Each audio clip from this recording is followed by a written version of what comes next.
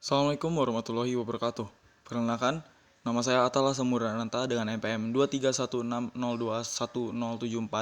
dari kelas reguler B. Di sini saya akan menjelaskan tentang materi pengantar ilmu ekonomi yaitu permintaan. Pertama saya akan menjelaskan permintaan. Permintaan adalah jumlah barang atau jasa yang diinginkan oleh individu atau pasar dalam suatu periode waktu tertentu dan mengacu pada keinginan dan kemampuan konsumen untuk membeli sesuatu produk atau layanan pada berbagai tingkat harga. Permintaan dipengaruhi oleh faktor-faktor seperti harga, pendapatan, preferensi konsumen, tren pasar, dan faktor lainnya. Lalu berikutnya ada permintaan individu. Permintaan individu merujuk pada jumlah produk atau jasa yang diinginkan oleh satu konsumen atau individu tertentu pada tingkat harga tertentu. Permintaan individu dipengaruhi oleh preferensi, kebutuhan, anggaran, dan faktor pribadi lainnya. Ini bisa sangat bervariasi antara individu ke individu. Selanjutnya ada permintaan pasar. Permintaan pasar merujuk pada jumlah total produk atau jasa yang diinginkan oleh semua konsumen atau pembeli di suatu pasar tertentu pada berbagai tingkat harga. Ini mencerminkan sejauh mana seluruh pasar bersedia untuk membeli barang atau jasa tertentu pada harga tertentu pada suatu waktu. Permintaan pasar adalah hasil agregasi dari permintaan individu dari berbagai konsumen akan pembeli di pasar tersebut. Hukum permintaan. Hukum permintaan adalah prinsip dasar dalam ekonomi yang menyatakan bahwa dengan asumsi faktor-faktor lain tetap, terdapat hubungan terbalik antara harga suatu barang dan jumlah yang diminta oleh konsumen.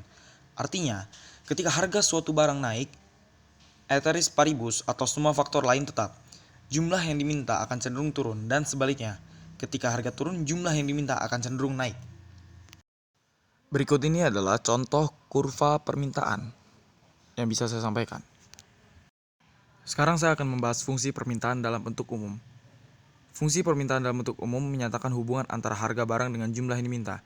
Dinyatakan dalam bentuk matematis yang menggambarkan hubungan antara harga produk, pendapatan konsumen, harga produk terkait. Fungsi permintaan dapat digunakan untuk memprediksi bagaimana perubahan dalam faktor-faktor tersebut akan mempengaruhi permintaan. Contoh, QABP, di mana Q adalah jumlah yang diminta, A adalah konstanta, B adalah kemiringan kurva permintaan, dan P adalah harga barang. Selanjutnya adalah faktor-faktor yang mempengaruhi permintaan. Yang pertama, harga barang terkait. Jumlah barang yang diminta dipengaruhi oleh harga barang terkait atau barang pengganti. Kedua, pendapatan konsumen. Permintaan akan meningkat ketika pendapatan konsumen naik dan sebaliknya. Yang ketiga, selera konsumen. Perubahan dalam selera konsumen dapat mempengaruhi permintaan suatu barang atau jasa. Selanjutnya adalah analisis permintaan. 1. Pengumpulan data.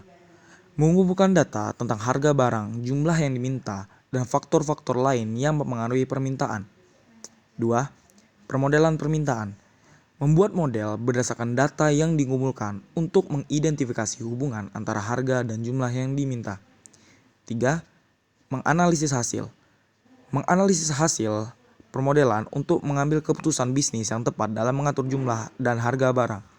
4. Tujuan permintaan. Tujuan analisis permintaan adalah untuk memahami perilaku konsumen, memprediksi permintaan di masa mendatang, dan membantu dalam pengambilan keputusan bisnis seperti penetapan harga, perencanaan produksi, dan strategi pemasaran. Demikianlah yang bisa saya sampaikan pada kesempatan kali ini. Lebih kurangnya saya mohon maaf. Bunga mawar bunga selasih. Cukup sekian, terima kasih. Wabillahi taufiq wal hidayah. Wassalamualaikum warahmatullahi wabarakatuh.